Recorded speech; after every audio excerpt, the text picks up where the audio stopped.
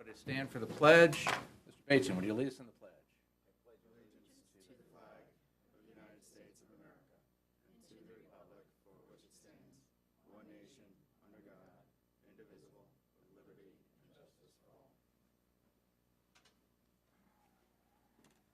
Thank you. This is a public executive session of the Board of Selectmen. And we've got,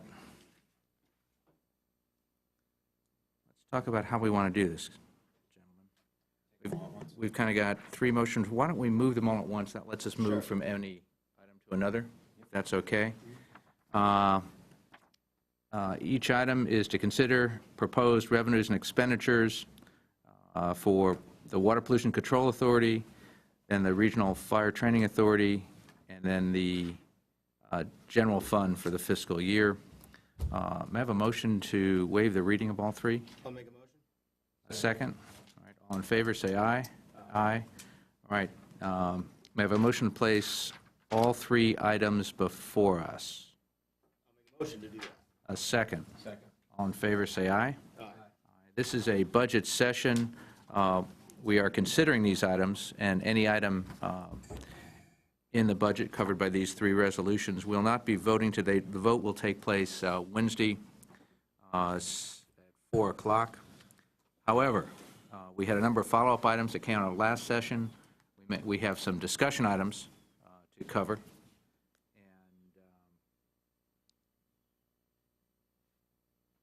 with that as a lead-in, what I might suggest, we certainly have representatives from the Board of Ed here, Public Works, Fire to cover a number of these items.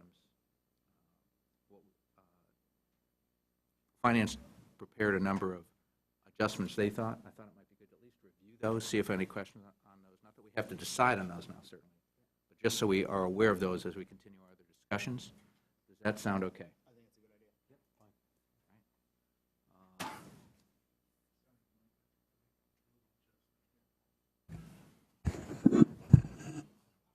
Wow. Yeah. These are sensitive mics, Jerry. That was a little adjustment. Yeah. All right. Linda, just to make sure we're looking at the right document, I've got a sheet entitled Potential Fiscal Year 20 Budget Adjustments, page 1 of 2. But there are obviously more pages than that. Is that document we should look at to review what you are suggesting we consider? I would like to pass out an updated version of that. Okay? This morning at 8:15, we got information, person did some solid waste recycling on the normal garbage hauling. And so this, thank you. And so this updated document includes that, plus all the support documents to show that you can read. All right, Linda, thank you. If you'll hand that out. So that's a replacement for our entire packet, right? That's Thank you. So I just want to be able to draw some lines through that and make sure I don't look at the wrong packet in the future. And you'll see in the left-hand corner, it says revised this morning at 8:15, so you know that's the most current one we're operating on. Linda, I think as a start, can you take us through this just to, Yes. so we understand what you have here? Absolutely.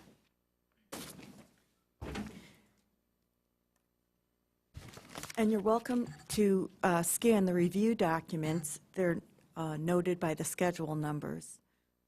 But we have some updated state revenue numbers. The governor's budget came out after the first selectman set his budget, as a matter of fact, after we went to the print, to print the book and printers. So knowing that, we have some small unfavorable adjustments in various lines. The ECS grant, we need to make an adjustment, if you wish, unfavorable by $95,252 in order to bring it in line with the governor's estimate. LoCIP, there's an adjustment unfavorable of $62,459 if you want to be in adherence with the governor's budget. Town aid roads, small adjustment of $508. and the phone access line. This is not the governor's budget, but we got the updated number, the actual for fiscal year 19, and so we don't expect to receive more revenue in 20 than we do in 19, so we'd like to bring that in line with the 19 actuals. Linda, can you explain to us what that line item covers? Yes, it's in lieu of personal property tax for all telecommunication companies that operate within the town. They do not pay us tax directly. We get it's almost, So that's the equivalent of pilot pilot, funding yes. for the phone company lines. yes. And if you have any questions on revenue, I'd be happy to answer those. Any questions from the board?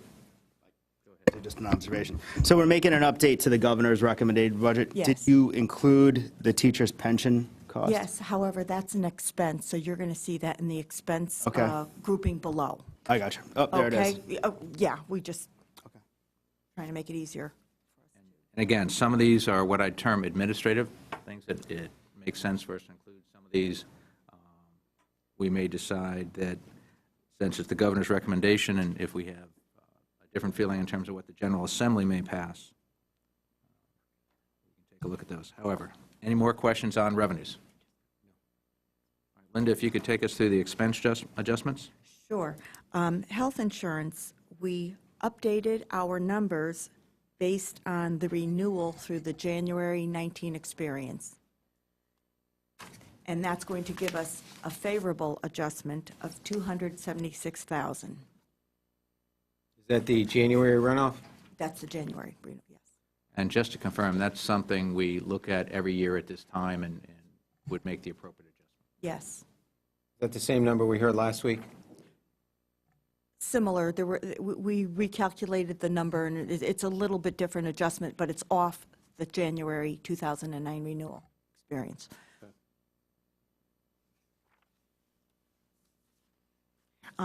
Next, to Chris's question, the teacher retirement expense is included here. And that number off the governor's budget is the $692,351. That, of course, is an unfavorable adjustment.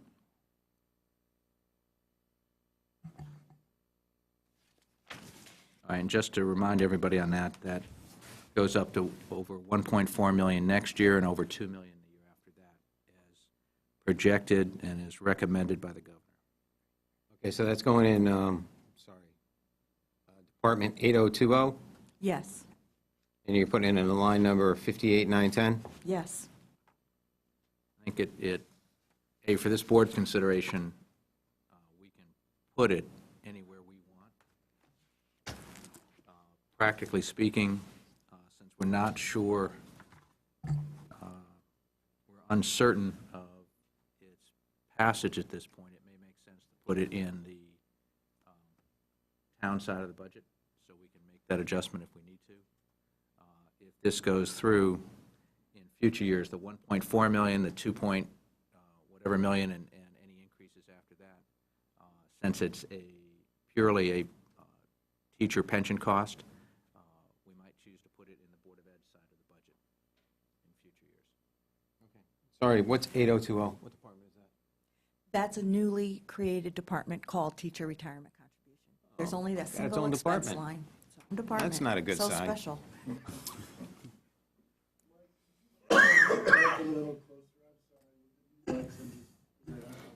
All right, we're trying to, Jerry, how is that? That's much better. What happens is usually between your head, what you're not to be I would like to be able to speak to my colleagues. Thank you. All right, any further questions on the teacher retirement contribution at this point? Are we going to circle back to that? We can talk more now or circle back later, your This choice. question, what's total exposure on that number? I mean, I know we talked about 690, then it goes up. What's the cap right now? If we were to take all that now? I mean, right now, they're... What's the governor's plan? The proposal, first of all, it's a 2-year budget, so it gets a little complicated because we have 2-year numbers that are being proposed. This number before is 692, which I'm going to round to 700,000, and a number next year which is just over 1.4 million. there is a projection or estimate for a third year, which is not included in this year's budget, because it's a two-year budget, of over $2 million. So all that's proposed for this year is $692. That has not been, in fact, I believe some of that's being discussed today at the General Assembly and some public hearings, but it will, until it's discussed, as we saw the last time this was proposed, we lived with a $9 million projection until the General Assembly decided not to put it in the budget. Is there a total exposure in the future could be up to 9 million, or what's their end goal? Do you have any idea? I believe it's about 7 million today, but obviously that number gets Yeah, that'll change. updated every Okay. year.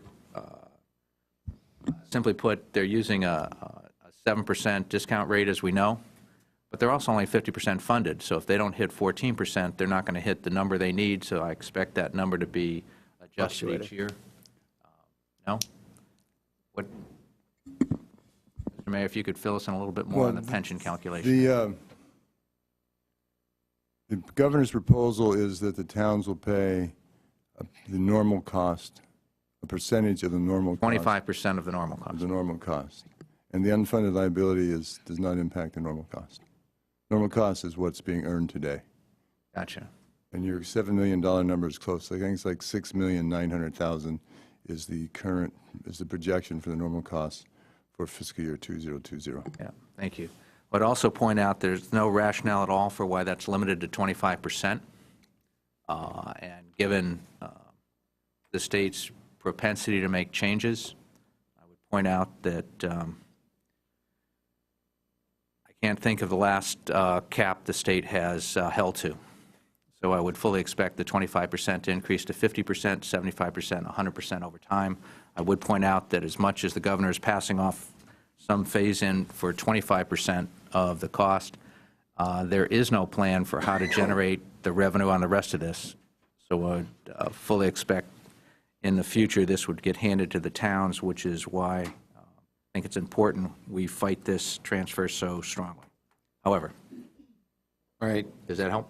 Yeah, it does. So a fair statement is to say 100% of that normal cost would be approximately 28 million.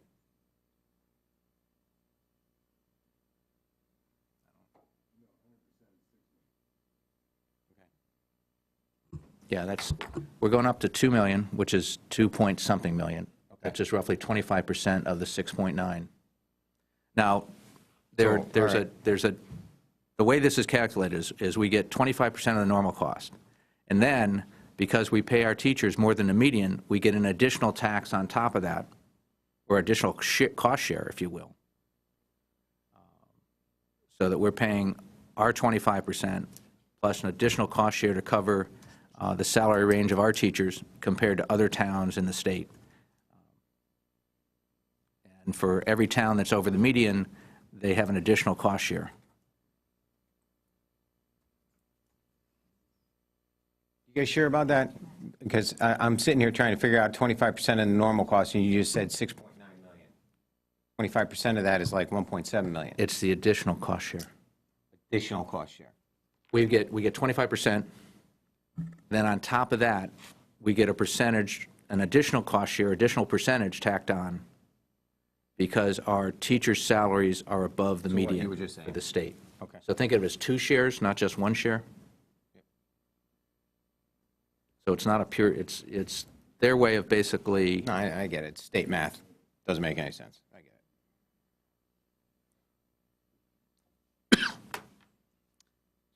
it. any further discussion at this time?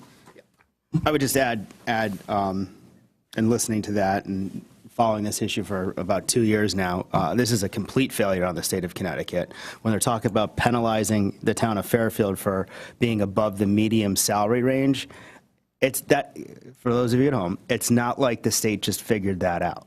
So for many, many, many years, there's multiple towns in the state which is above the median salary range, and they never took the time to actually figure out how to do this the right way. They never funded it themselves, and now they're passing it off as a pass-through to the towns to pick up their lack of engagement on this very important issue, which is teachers' retirement fund. Yeah. I would concur, and I'd go even further in saying that, look, the town of Fairfield is number 3 in the state in terms of the amount of income tax dollars we send to Hartford. We've done that year after year, And year after year, the state has not funded properly this program. So now we're sitting here looking at a huge deficit. And any way you look at it, the only reason the state is looking at passing off the costs is they have this big number to fund, and they can't. So they're looking at an excuse to pass off any part of that they can. They're calling it the normal cost and saying, hey, we can pass that off to the towns. The issue is this. We paid for this with our income tax over the years. We're now paying for it with our property tax if this proposal goes through. The only reason we're paying any part of this is because the state didn't fund the income or the pension costs properly over the years. It's gotten to be such a big number, they don't have an income stream to do it. There is no other way to look at this. And they're passing it off for property tax because they don't want to, got to watch my words here, they do not want to raise the income tax. That is their revenue stream. We don't have any other revenue stream but property tax. The state will tell you that we're way too dependent on property tax. The state will tell you that we need to regionalize and look at other ways to save money. What we need to do is get rid of unfunded mandates like this one. Let the state pay for the program they started. They promised the teachers. They promised the towns. We gave them our money. They did not use our money the way they should have. That's not our fault. That's not the town's fault.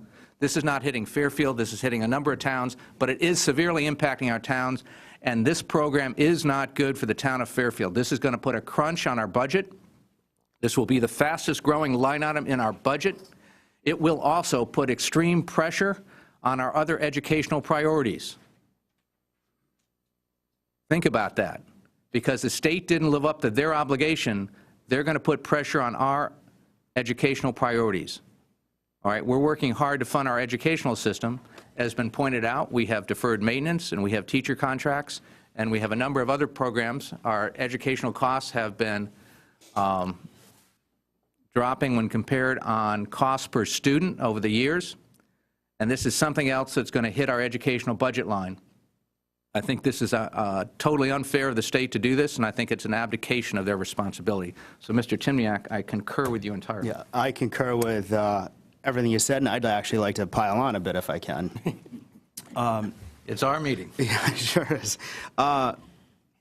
When Mike talked about the state not having a revenue stream, in the governor's proposed budget, there is $2 billion worth of new taxes. $2 billion worth of new taxes. So he took an old idea of the teachers' pensions, said, I'm passing that off there. That's not included in his $2 billion worth of new taxes.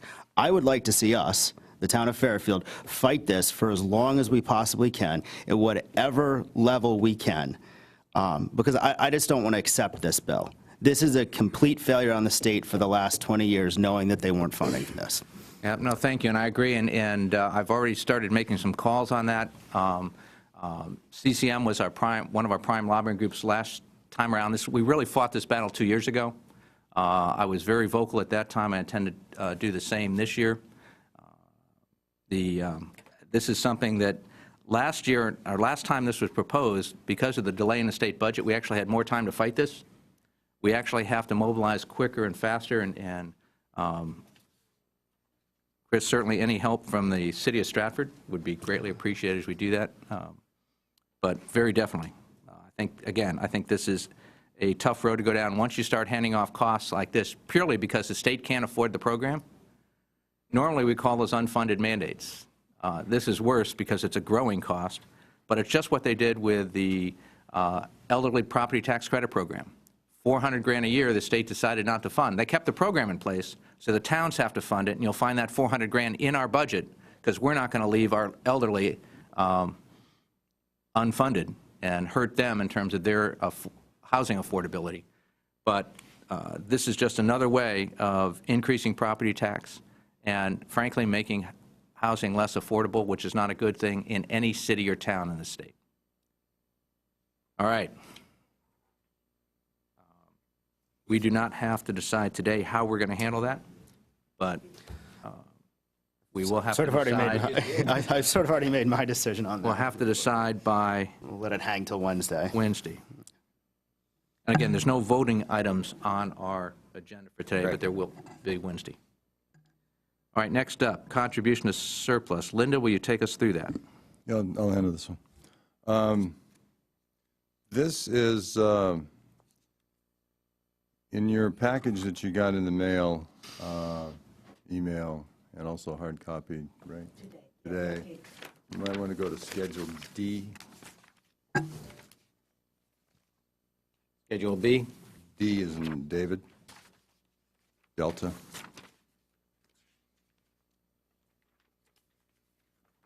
Okay?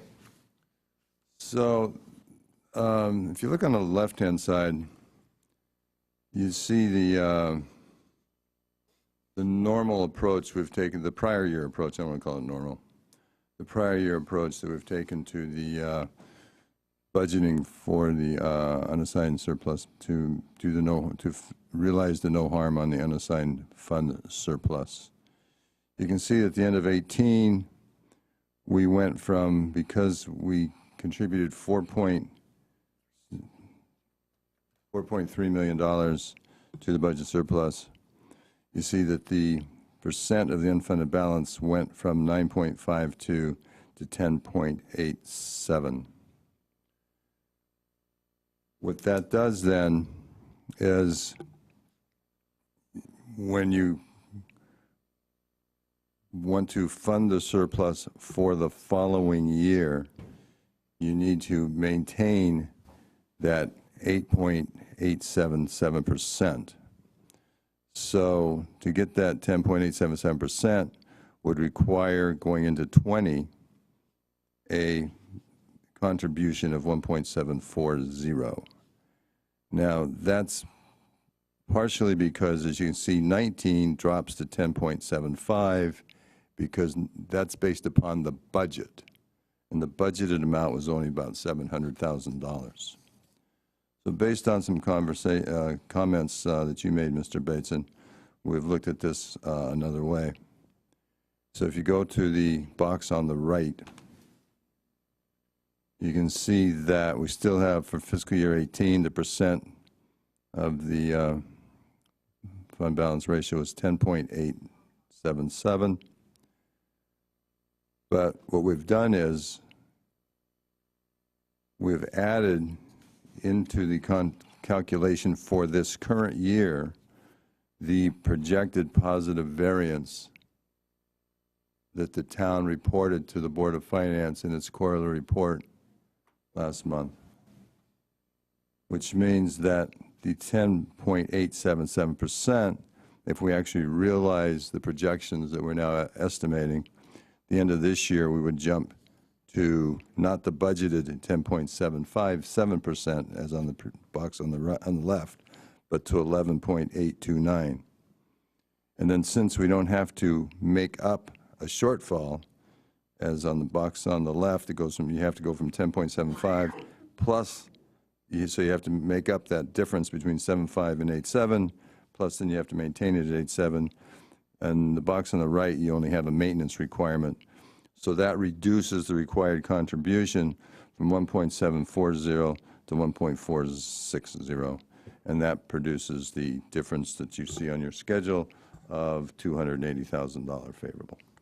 So by taking into account a projected surplus in fiscal year 19, essentially we're eliminating the do no harm trigger from 18. Right, we're eliminating the premium that would be required. We're adjusting it, not eliminating it. Because we're adjusting it in this fiscal year as opposed to just basing it off of the budget. And that's the contribution we made this year? That's why we can do that adjustment? No, the surplus that we're realizing is, there's two major, I'm thinking maybe three major, I'm trying to remember. We have, in the budget, we have $1 million favorable positive revenue from the state. And actually, Linda just gave me a sheet of paper. Our state aid the state aid variance is a positive 1.131 because we budgeted based upon the governor's budget last year, and the legislative budget was 1.131 higher. And then we have investment income. We're doing very, very well in investment income. We have $500,000 positive variance projected there. And also on the current and prior year tax levy. The way it's looking right now, we'll have a $700,000 positive variance there. And then on the operational, so we have about a $2.5 million positive variance on the revenue side and about a $500,000 positive variance on the expense side at this point, which we think were pretty solid and will be realized.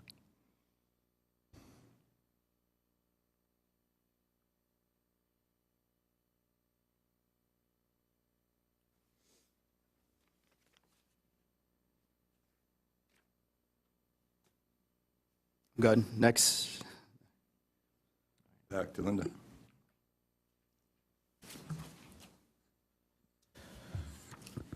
The next expense adjustment that is being asked for or requested is in the Health Department. And this is a new item to all of us. And Sands Clary is going to speak to it. The request is for some part-time nursing hours for Assumption School and the associated major med contribution for those hours. Mr. Clary, could you fill us in on that, please? Sands Cleary with the Health Department. Yes, just last week we became aware of 2 students that will be attending Assumption School that have unique health conditions that require the full-time services of a school nurse, as opposed to the current part-time services we provide there. So state law requires we provide comparable services as we do in the public schools. In a public school, we would provide full-time nursing coverage for students with these conditions. So we have to provide that comparable level of service in the private school. So it's a total of $19,102, $18,829 in part-time payroll, and $273 in Social Security contribution. Any questions from the board? I say, are those students are new in the last couple months now? Yeah, well, they're to be enrolled next year. So the nursing supervisor met with the parents and just became aware of this last week. What school is this? I'm sorry? Assumption School. Assumption. And is there currently a nurse on staff there now? We have a part-time nurse there now, yes. So we're just adding just those hours to make it, to cover the full-time school day. So it's 14.5 hours. So we're elevating that position from part-time to full-time? We'll keep it to part-time. To part-time? To part-time. Who does the assessment on the needs? The nursing supervisor. So the nursing supervisor met with the parents to discuss about the care of what's required of the individual students. And as you're pointing out, that's the same approach we use in our public school program. Same approach we use in our public schools, yeah. Any further questions from the board? Yeah, none. No. Okay. Thank you, Sam. Not a nurse, can't comment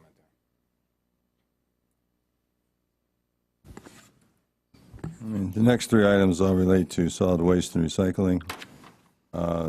The first one, the updated expense for recycling, we discussed the other day when we met, and that's basically because the tipping fee goes from $25 to $75 per ton. Then we handle about 4,880 tons. That created the $244,000 unfavorable variance there. And then additionally, there's contracted work that's done there with Enviro and Wheelabrator. And the DPW anticipates there to be, because of the new contracts and new bids for next year, $33,000 increased expense from Enviro and a $6,000 increased expense from Wheelabrator, and DPW is here to address this if you wish. Those items incorporated under Schedule F? Schedule G. The Schedule F for the first item, Schedule G explains the, So those are additional adjustments? Okay. Any questions from the board?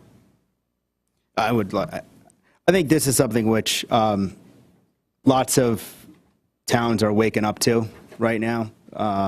The playing field's changed in the last couple of years. We've all gone from, a revenue for collecting recyclables and, doing our deed to properly dispose of, our garbage. And now it's gone to an expense, which is outlasting our outperforming our actual, tipping fees to burn the trash. So I think this is something we have to continue to monitor, watch, and aggressively advocate to whatever levels we can, because I think it ends up being, a private business which has to be created to deal with our recyclables.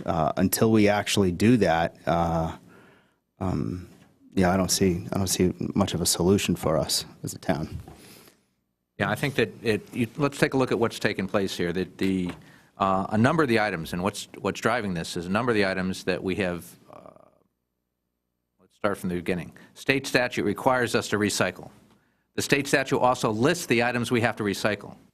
The market's changed. Certain of those items do not have a market, so we cannot recycle them. Let's pick one, glass. Glass is about a third of our tonnage. We cannot recycle that. That's what's driving up our costs.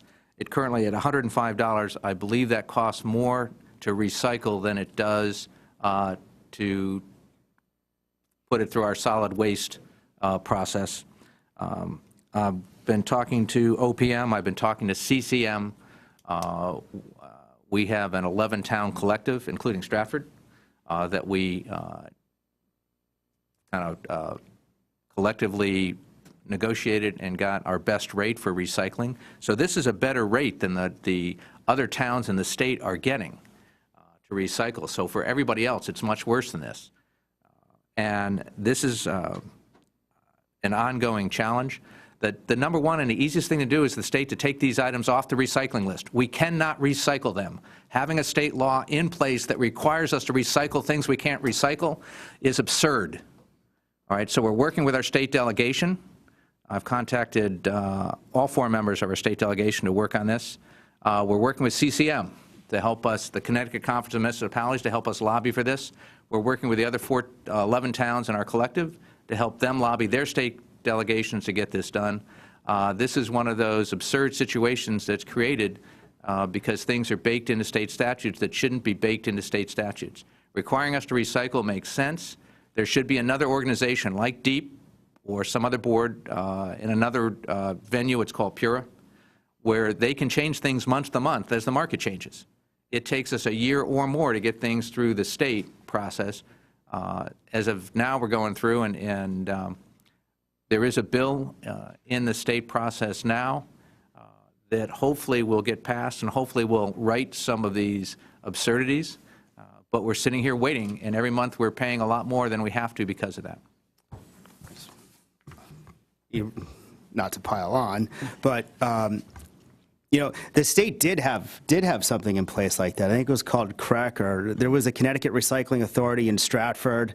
It eventually went out of business. They added a museum to it. There was like a 50-foot garbage dinosaur.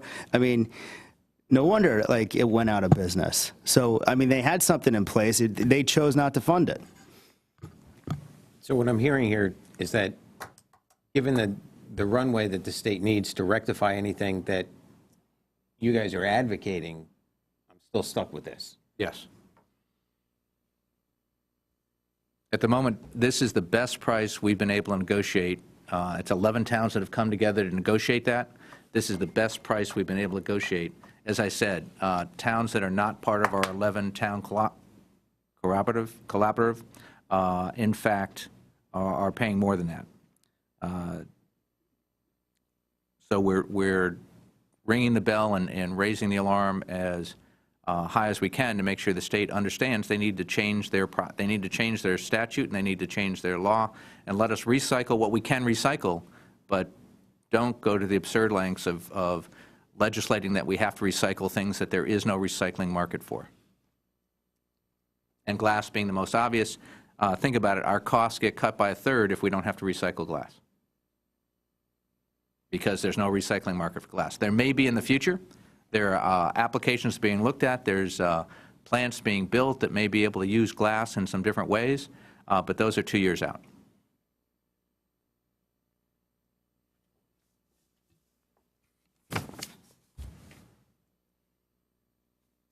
So any further questions on our fees and professional services, either Schedule F or Schedule G?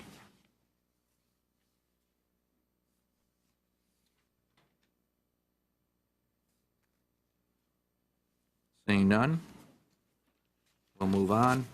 Linda, if I look at the bottom line there, that says that's if you total all those up, that's a $600,000 unfavorable variance, which is awfully close to the teacher retirement contribution. Yes. Without that contribution, this would be roughly a net positive. Yes. Thank you. If we turn the page, there's some adjustments you're suggesting for the WPCA. Can you take us through those?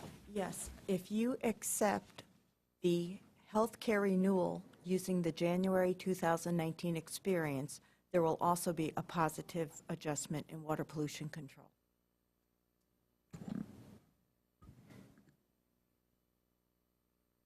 Okay, what's the revenue unfavorable? The revenue is a balancing for the expenditure, so we adjust the revenue accordingly. Yeah, you have to raise less money. If we have to raise less money, that should be a favorable, not an unfavorable. Favorable to the payer. Unfavorable to the budget, but favorable to us who pay. No, it's favorable. It means, Well, I don't, I know this is from my department, okay, but I don't understand it either. Because the fees are set, so I would think that the revenue is based somewhat on flow, not just on expense, so. well, the fees can be adjusted, I think are adjusted in July. Okay, thank you. So the fees can still be adjusted, but when this is listed as unfavorable, that just means we're lowering revenue? Yes. And that's Given the needs down at that plant, I don't know why we would do that. that's your anticipation that they will lower the fees to make that generate less revenue because we have less expense.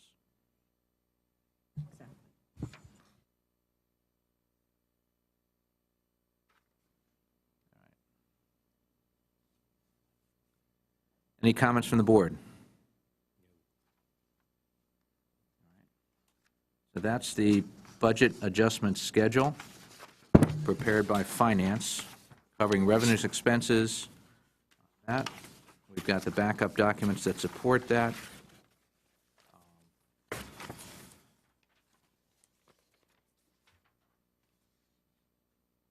We did have some other follow-up documents that came in.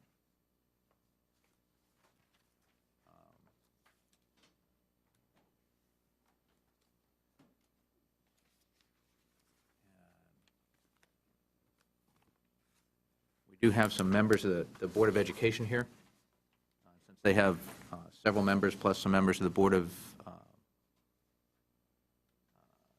Ed itself. I was wondering if we wanted to cover any questions for the Board of Ed or any discussion points for the Board of Ed at this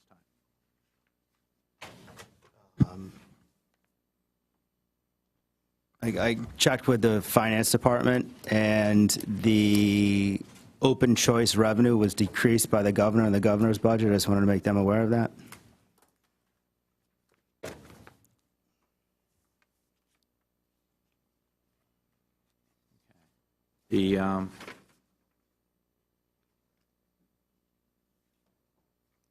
I want to thank the Board of Ed for responding to our questions from last week. Is there someone here who can speak to some of the items on the schedule, projection and givebacks as of December 31st?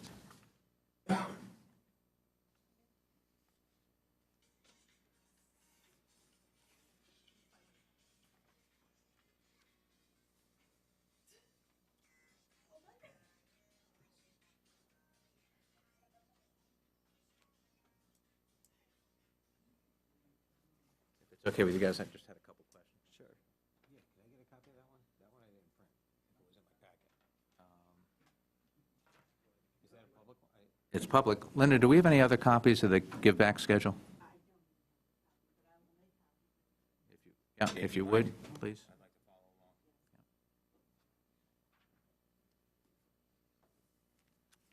Thank you, Doreen. If you could just introduce yourself for the, we all know you, but Doreen Munsell, Executive Director of Finance and Business Services for Fairfield Public Schools. Thank you. And I just had a couple clarifying questions on it, just to understand what the descriptions meant, because I wasn't quite clear on that. So as soon as we get that sheet back, Okay. that will.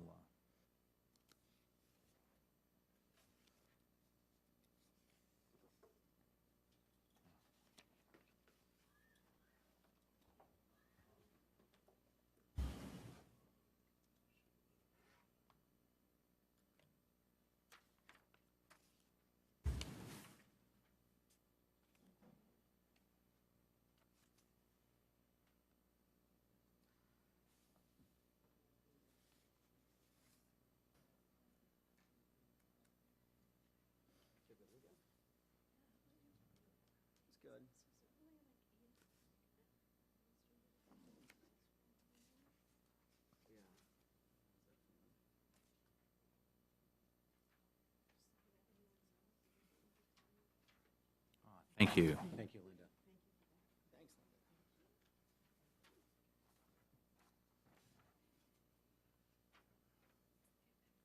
And again, thank you for preparing this and getting this out to us. It looks like most of the, as much as this is a full page of items, it looks like most of the givebacks were in a couple areas. So my first question is kind of, under school expenses, it says school balances,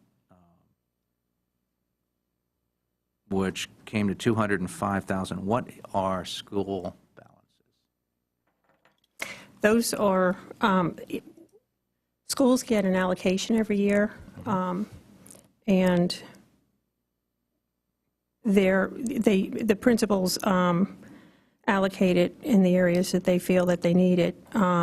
What we said when this was back in the end of November, as we were monitoring the budget, we said, okay, departments, you need to project throughout the whole year and let us know what balances you can give back.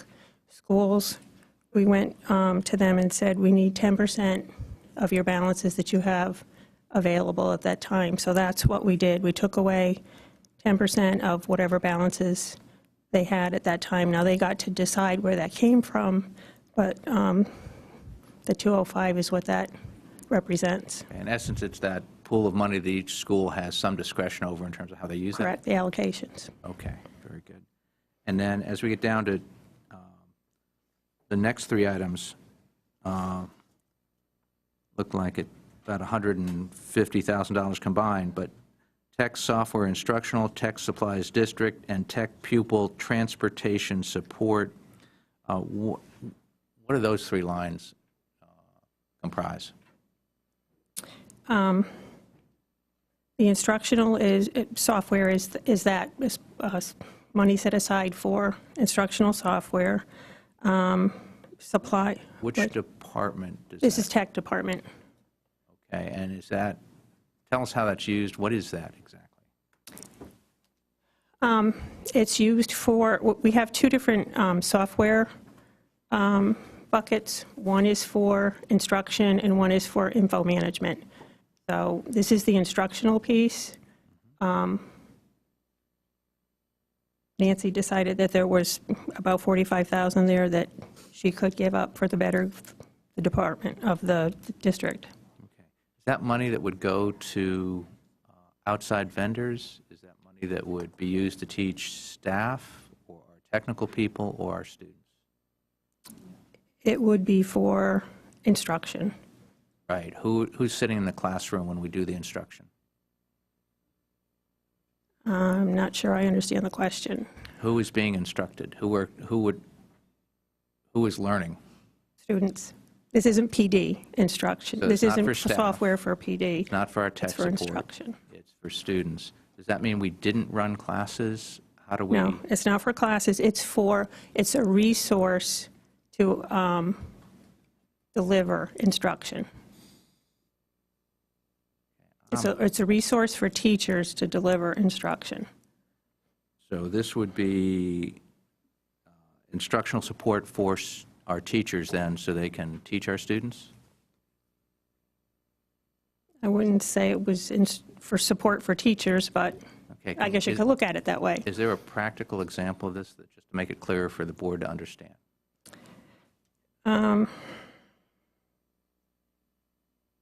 I don't mean to put you on the spot here. If you Yeah. don't have one, it would be helpful to have by Wednesday, just so we know what it is. Okay. Just, sorry, you laid this out very well in terms of how this is laid out, so I don't mean to be critical of that at all. It just, I wasn't quite understanding what the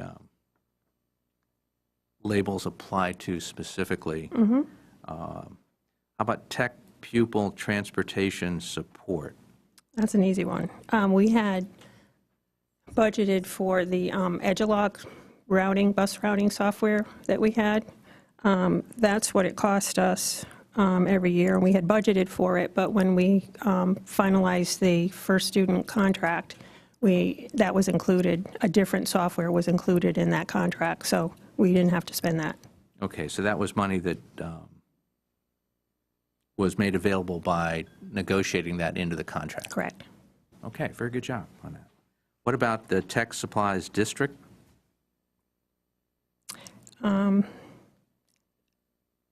Those are for,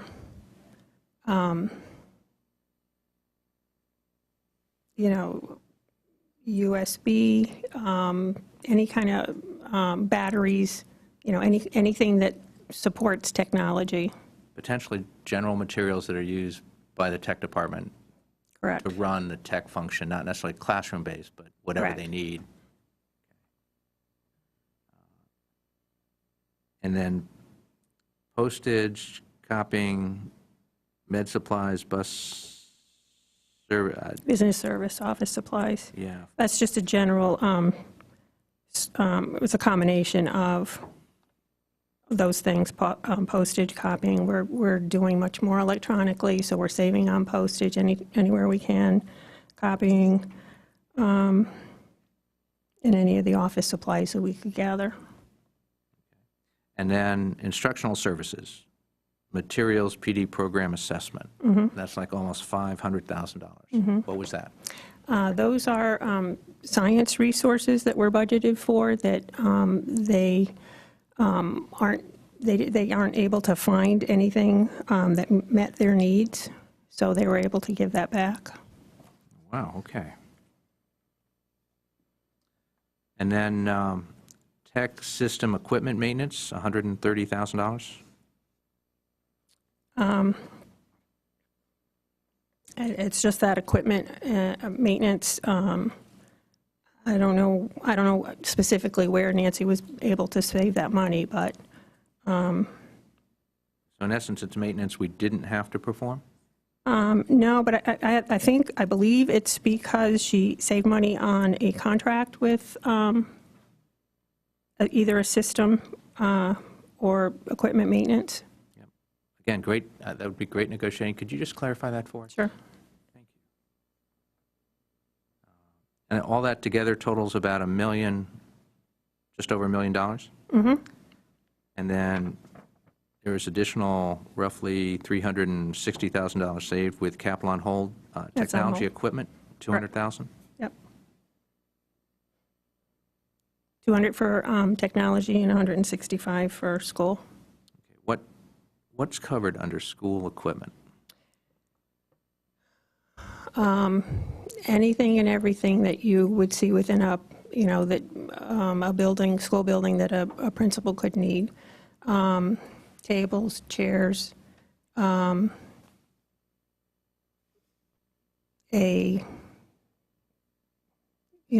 and pans for family consumer sign, anything that's used for instruction that would be considered equipment. And the $200,000 in technology equipment, is that, That's, I believe, for replacement equipment that we have on hold that we won't replace until we know that that money's available. Gotcha. And again, if you could just give us a little more background on what those were, that would be great. Not looking for any long involvement, but just kind of On the tech equipment? on the tech equipment and the school equipment, just to be, Well, it's not necessarily defined. That, too, is an allocation another that the school allocation? gets. Right. Gotcha, all right, thank you. I wasn't clear on that. Any other questions from the board on this item? And if not, any other, since we've had a number of folks here on the Board of Ed, any other questions on the Board of Ed? Thought would be if we can free them up to go back. I do want to point out that Superintendent Jones said she'd be here. They're going through a accreditation process at Ludlow. I think you both were invited to the reception yesterday on that. That continues over the next 2 or 3 days. Superintendent Jones said to let you know that she's tied up in that this morning. She was going to try and get over here as soon as she can after that. But if we can finish up with our Board of Ed questions now. I'm done with questions. This schedule was in response to your query about how we covered the costs of the increased personnel. Correct. And I think there's one other schedule we're looking for, which was the student population. I think there was a chart in there, went from like 2008 to 2022 or something, and I think we're looking for one that went a little bit further into the future. And covered the entire system, as opposed to breaking it out by. Well, I think the next chart broke it out by, went to the future, but covered it out by elementary, middle school, high school. We're just looking for that blue Total chart population. to continue. Do you know which one we're talking about there? Well, we don't go out that far in the future for budget purposes. No, but I The thought only McBroom went out. The only Looking- time we do is for facilities. so- Right, we're looking for this one to But go that out. doesn't go out to, how far out does that go to? This goes out to 2020, Okay, which is this year. right. And see, all the charts on the next page go out to 2028. So potentially, if you just add up these charts, you'll know what those are. Okay. So we're looking for that to continue out to It 2028. goes out to 2028, district-wide? Yes, please. Okay. Just as if this chart had, this covers a lot of history. I'm not sure, we need to go back much before 2012, but you're welcome to include that. But going out to 2028 might be nice, so we can see what's taking place. And the I total's believe- not already in there? I didn't find it. This is Okay. what we asked for last time. If the total's in here, I'll be happy to turn to that page, but Okay. it gets broken down right away on the next page into K5, 6, 8, 9, 12. And is this K through 12? Oh, this may, well, except it breaks it out. No, see, this is, Are you in the superintendent's version or the Board of Ed version? I'm in the version you gave us. So whichever one that is. Okay. I'm on page 125. And there's a chart in the bottom right-hand corner. If you can just total up those numbers and include those in single bars, that would be good. Dr. sorry, Jones, I just explained why you wouldn't be here. Thank you for joining us, and great job on the accreditation. That was just a phenomenal, just the reception yesterday, the students performing was just out of sight. They were just great. Dr. Jones, what we're talking about is, you remember this chart, we had asked about extending that out to a few years, so we get, this stops with the current year. When you turn the page, all the charts are broken down by different categories, and they go out to 2028. We're just liking to see the total student population extended out through 2028. I'll have to send that to you. Sorry. I thought we actually debated on whether I had misunderstood the question or not. I thought you were asking to go out 20 years, and we don't go out 20. If you're just wanting us to total those last 3 bars, we can do that for you. Yeah, the 20-year reference, I think, was 2008 in here, out to 2028, but What's that? That is K-12. Yeah, but I think they're just wanting us to add the green, the orange, and the gray line together. so we can see what those are. That would be great, and just see what that trend is going forward. Any other questions from the board? All right. Thank you very much for coming back, and thank you for answering our questions from last week to now. Problem.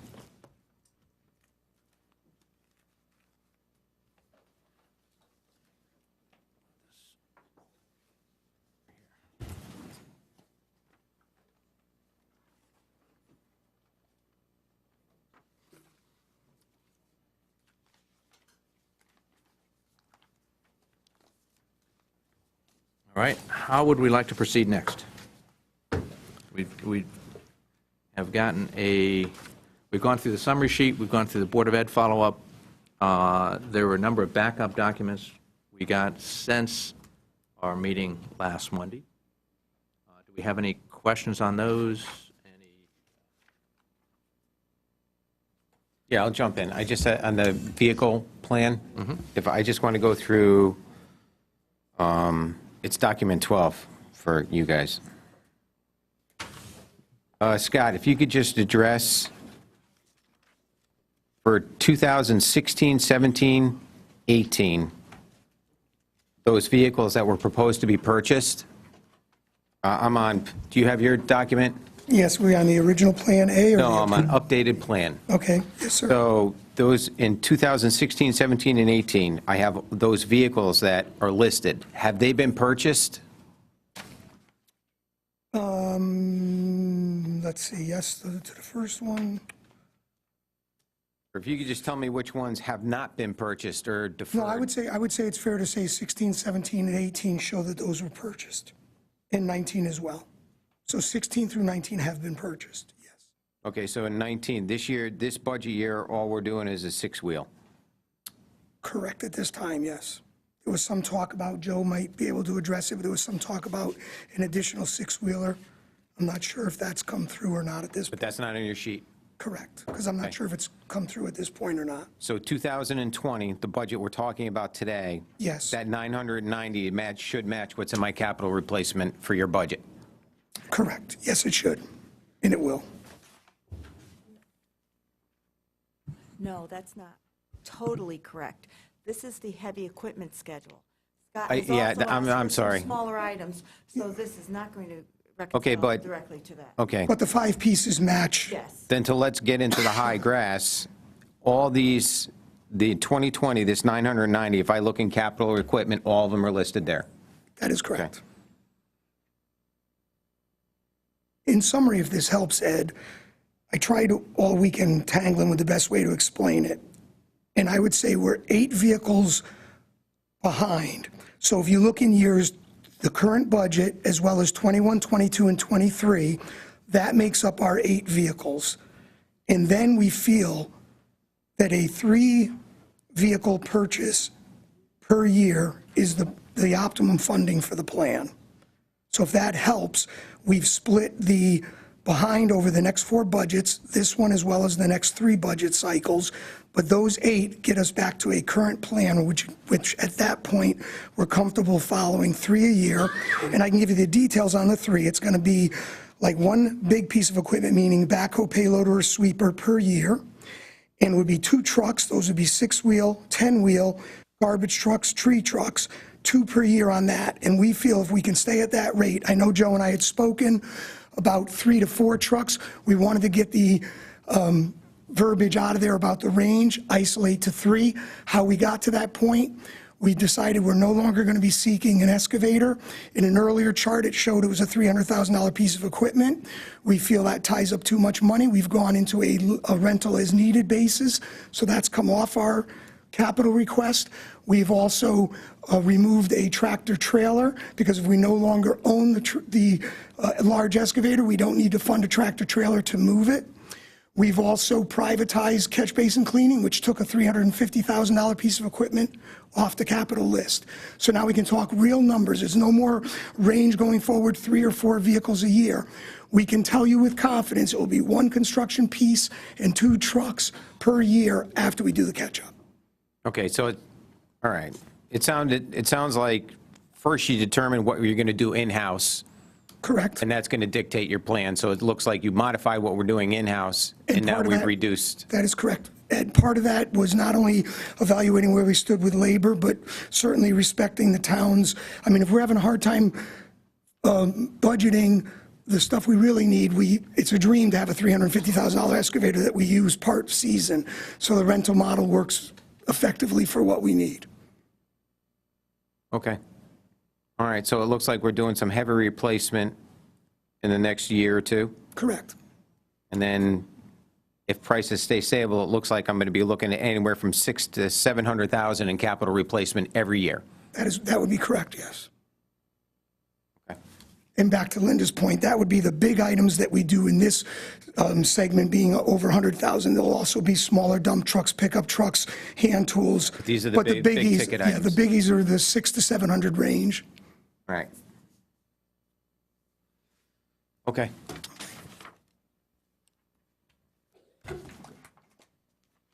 other questions on this schedule? Or, as long as Department of Public Works is here before us, any of the Department of Public Works numbers?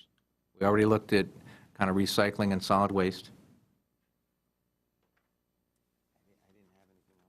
No, I'm Okay. good. Guys, thank you very much, and thank you for getting this schedule out. Realize that took quite a bit of work, including in the midst of our snowstorms of late. So thank you for finding ways to Yeah, it was fit good. that in. But also, too, it's a necessary document. I think it also puts your house in order, too. I don't feel it was a wasted exercise. No, I Yeah. think the analysis was very well done. Yeah, for the record, we had no problem doing it. We apologize it got out late, and it's because we were tweaking the system to really improve moving forward. And again, we feel some privatization model and some renting models have lowered the overall capital, requests, which we think is a benefit. Well, Scott, and to that point, I think that when this was done, if I remember, I want to say 5 or 6 years ago, this was a 4-vehicle per year model. You are And what correct. you've done is modify your business practices to allow for 3 vehicles per year. That is So correct. that's an immediate cost savings, as well as we don't have the operation and the maintenance and some of the ongoing other issues with that. You've been able to come up with another way that's more cost-effective for the town. So again, thank you very much for doing that. Yeah, thanks, guys. Thank you very much. All right, so that's... You guys have any questions on No. the regional fire school? No, most of my questions have been answered. okay? I'm good, yeah. I'm good with All right, regional so fire, if that's we- what the chiefs were. Yep, so we don't have any further questions on the regional file. Here's the email back on Tuesday that covered some of the things that we had last Monday, actually. Any further comments on the fire school fiscal 19 paving by street? I think that was one of the charts you'd asked for. We just discussed the Public Works heavy equipment plan. That's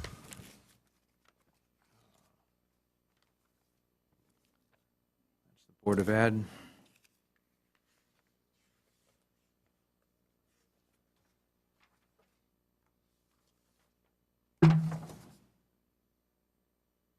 So we have that.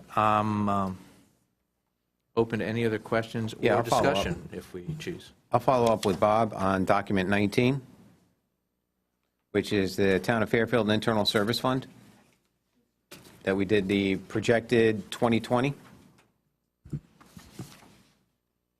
you there? Okay. No, my thing is, to me, this looks like an improvement over what we looked at last year, 2019. I just look for, like, what your assessment on this report is in the internal service fund. To me, it looks like we went up a couple of $1 million, and that's good. Yeah, no, this has been improving. This used to be at $7 million. When I first came here, it's like a $7 to $8 million negative. What put it over the hump to a positive at the end of last year was that $800,000 use of some of the surplus last year to be transferred into this account. That put us up to a positive $337,000 to start this year. And then, as you can see in the middle column there, and as you probably already figured out from the fact that our healthcare costs this year are not going up, that means they must not be trending. The healthcare costs in the 2020 budget are pretty flat. Therefore, that means we're not trending, which means we're anticipating $1 million savings this year. Correct, and that is the primary driver in this, is Yeah. medical. Yeah. Okay, all right. So it's fair to assume that we've done well in this area. Yeah, it's the primary driver of late. There are two things that happen in recent history. One is the Board of Ed has gone off the internal service fund and hooked into the state health plan. Yep. So that's now a premium-based system rather than our self-funding program. The other thing is the workers' comp area, which was one of our fastest-growing areas, at least when I came on board as first selectman. We've been able to kind of slow that down and stop that, and you're seeing that pay off both in our annual funding for workers' comp as well as the balances that are there. Mike, when you say that what I'm looking at, I'm just going off the chart. In 2019, I have workman's comp claims of approximately $2 million, and this year I'm looking at 1.88. Is that what you're referring to? Correct. Which one number drives, there are two issues there. The number that drives the budget, and I'm going to turn to finance and ask for that. The other item was what, if I can grab Drives the your sheet, internal, yeah. just a moment. This is what, this is a $6 million negative. Yep. All right, we've driven up medical to balance that out. Yep. But that was a fast-growing item when I got here. We And put you're in, saying we put in. attributable to workman's comp Yes, primarily? yes. We put in safety committees, both on a town and Board of Ed side. They've worked together, and that shows off, or is demonstrated, the success we've had there by the number in the budget, which was up around $2.5 million, if you go back to the 2012 numbers, and has come down since then. Finance, is there anything to add to what I just said? No, that's pretty much it. We're right now, we're looking, being maybe $100,000 over budget on the workers' comp, which, as you can see there, it's represented there as a negative $65,000 Was that, wait, $100,000 over over budget this year. this year? But that's reflected in here. That's reflected in here. And based upon the experience, though, the budget for 2020 is actually, I think, down versus 2019. It's down, I think, 100 or 200,000. So it's been positive. Yeah, and obviously, that's one of those expenses we can't manage to the penny, but we want to make sure that it's trending in the right direction. Any year can be up or down, but we want to make sure that the trend overall is moving us in the right direction. Okay, good on that. Bob, I'd like to follow up on document 17, which I'm assuming is fiscal year 18 surplus. I'm not going to say, I shouldn't say surplus, but leftover? Surplus is, I think, right. Yeah, okay. Yeah, this was the positive variant. This was, Right, so we had 900 left over from 900 in Public Works, 350 in Police, 150 in Library. And then the transfers at the end by the Board of Finance, that was the 800 we sent to the internal service, which we just cited in bumping up that fund. correct. That helped. Now, the transfer to debt service fund, is that part of the reserve that we theoretically are using in the 20 budget? Yes. Okay. So what we put in there last year, that 600 is coming out in 1.4 proposed reduction in debt service this year. That 600 is included in that, yes. Okay. And that's part, that is acceptable under the Board of Finance's policy? Wait, that's, it's included in there. That's, excuse me, there, excuse me. The $1 million that's coming out of the debt service fund this year for the 2020 budget was transferred into the debt service fund in fiscal year 17. The $600,000 that is shown here, well, thank you. The $600,000 shown here was transferred there to hold it there for paving. And that's been transferred out and is this year. So that's being used in 2019 for paving. So the 600 was transferred to debt service, okay. Yeah, they wanted, the Board of Finance wanted to make sure where it was going to get spent in paving. That's why they didn't, I think that's why they didn't transfer it directly to the. Okay, I'm going to have to think on that. Can you forward me their policy on the do no harm? Or whatever, that, the policy on Fund the, balance policy.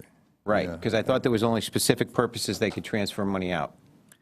This technically didn't go into the fund balance. Right.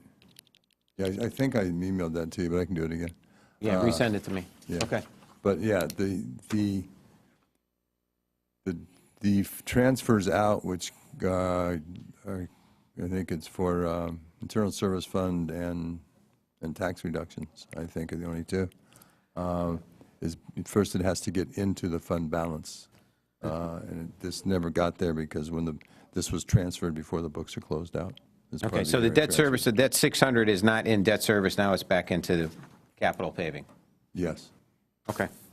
Yeah, the simplest way to say that, if these transfers had not taken place, all this money would have gone into surplus.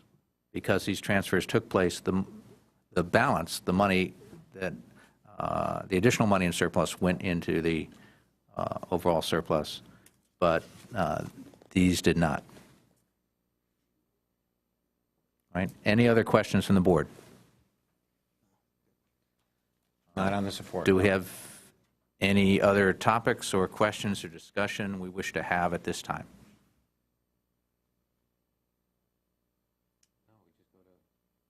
Next step is adjourn and come back on Wednesday. 4 o'clock? Yes. I'm fine with that.